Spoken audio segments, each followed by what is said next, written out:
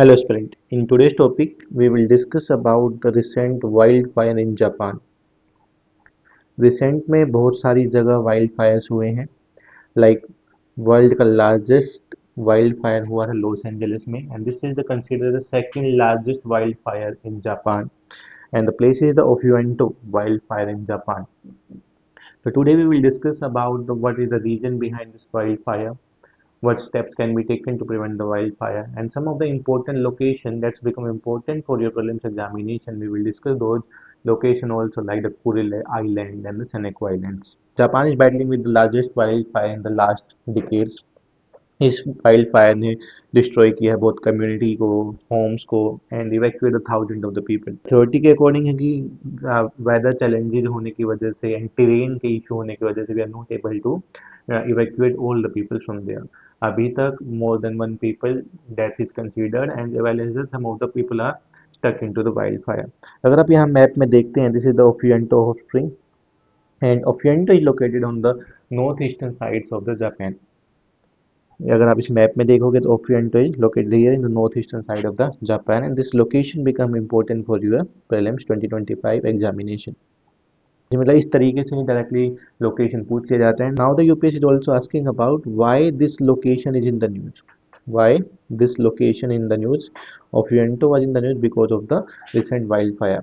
इसके साथ देखते हैं according to the EIA environment investigation agency के according these are the location in the world जहाँ पे वाइल्ड फायर्स हुआ है. आप देख सकते हैं पूरे ही वर्ल्ड मैप में this red colour shown as the wild fire in these area and you can see the number increase. Indonesia में रिसेंटली में 20,000 हॉटस्पॉट आइडेंटिफाई किए गए हैं for the wild fires. India में वाइल्ड फायर्स हुए हैं, USA में वाइल्ड फायर्स हुए हैं, जापान में वाइल्ड फायर्स है, कनाडा में वाइल्ड फायर्स हो रहे हैं. Major issue with the countries also and it's going to impact the climate change पे impact होने वाला है. We are losing like a greenery related to wildfire and we need to protect and some of the action should be taken related to these wildfires. किस तरीके से इनको रोका जा सकता है. मैं इसमें key facts और impact की बात करता हूँ. The location is the Ofiento and Aiwate prefecture in the northeast Japan. Almost it's spread to the 2100 hectare. This huge area 2100 hectares and it's damaged almost 84 homes and destroy and damage here. More than 3200 people are evacuated from this wildfire. You can see here the some of the pictures related to the wildfires in the Japan. इसके बाद अगर मैं बात करता हूँ कि reason क्या है, what are the major cause related to the wild fire, किस रीजन की वजह से इतने वाइल्ड फायर्स हो रहे हैं, जिसमें सबसे बड़ा रीजन है अनयूजुअली ड्राई विंटर. जापान में इस बार आफ्टर 1946 अनयूजुअल ड्राई विंटर्स हुए हैं जिसकी वजह से जो रेनफॉल है ओनली 2.5 mm रेनफॉल हुआ है. लास्ट ईयर के कंपेरिजन में जो 41 mm रेनफॉल था. Means this is a huge decrease in the rainfall in the February month in the Japan. इसकी वजह से विंटर ड्राइएस्ट हुए हैं. ड्राइएस्ट विंटर होने की वजह से there is a reason behind the wild fires. जहाँ जहाँ पे ड्राई विंटर्स होते हैं उसकी वजह से वाइल्ड फायर होने के चांसेस ज़्यादा बढ़ जाते हैं. Second reason is strong winds in this area. High speed winds जो चल रही हैं जापान में, इसने फ्यूल किया है फायर रैपिड एक्सपेंशन को. ज़्यादा जल्दी से जल्दी फायर एक्सपेंड हो गई है बहुत बड़े एरिया में.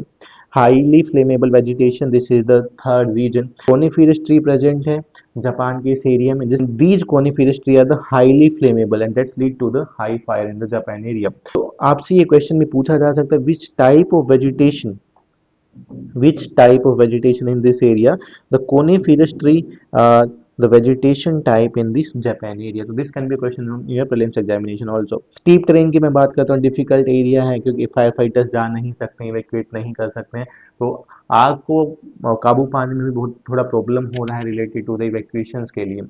इसके साथ साथ these are the four reasons and you can also use these point in your mains examination. अगर मैं हिस्टोरिकल कॉन्टेक्स्ट की बात करता हूँ, the largest wild fire in Japan since 1975. Means after the 50 year this is the largest wild fire in the Japan.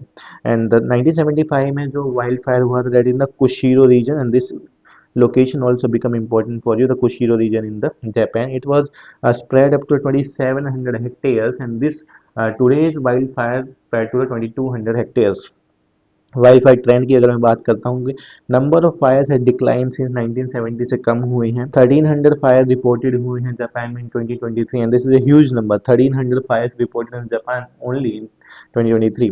फरवरी से April is a peak season because of dry winter, rainfall कम होने की वजह से, क्लाइमेट चेंज की वजह से फरवरी से अप्रैल का जो एक टाइम लाइन है उस टाइम पे ही सबसे ज़्यादा वाइल्ड फायर होते हैं। लॉस एंजलिस में वर्ल्ड का सबसे बड़ा वाइल्ड फायर हुआ था इस साल, जिसने पूरे एरिया को ही डैमेज कर दिया।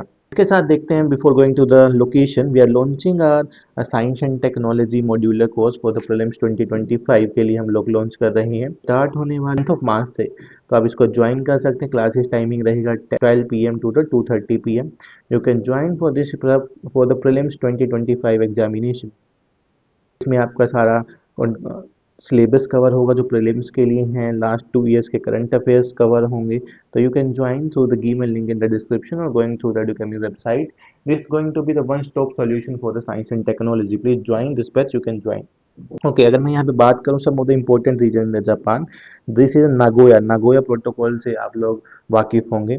Kyoto Protocol. So these are the location of the Nagoya and this is the location of the Kyoto.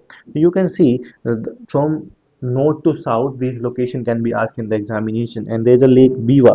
There is a lake Biwa in this area, and that can be the important question in your examination. And here is also the Mount Fuji.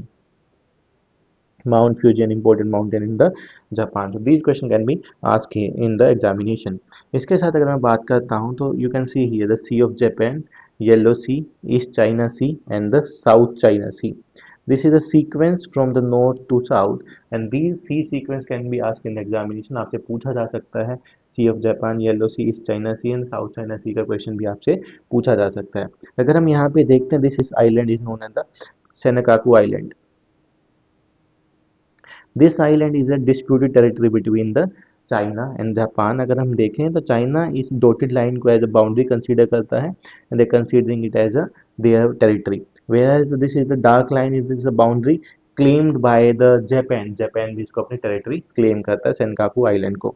इसके बाद देखते हैं there is another group of island, this island is known as the Kuril island. This group of island is known as the Kuril Island, and these islands are the disputed between the Russia and Japan. Mainly the four islands in the southern Kuril, four islands in the southern Kuril are the disputed territory between the Japan and Russia. So these locations have become important for your prelims examination. So here you will look at the reason behind the wildfires, largest wildfires, location of wildfires क्या है, इसके साथ अब lake के बारे में देखेंगे, south China सी, north China सी के बारे में देखेंगे। You will see about the Kuril islands and Senkaku island that's become important for your prelims examination. My self Devendra Saini, मैं इस तरीके के वीडियो लेके आता रहता हूँ, तो जुड़े रहिए एडुकेमी के साथ। It will going to help you in the prelims examination. Thank you.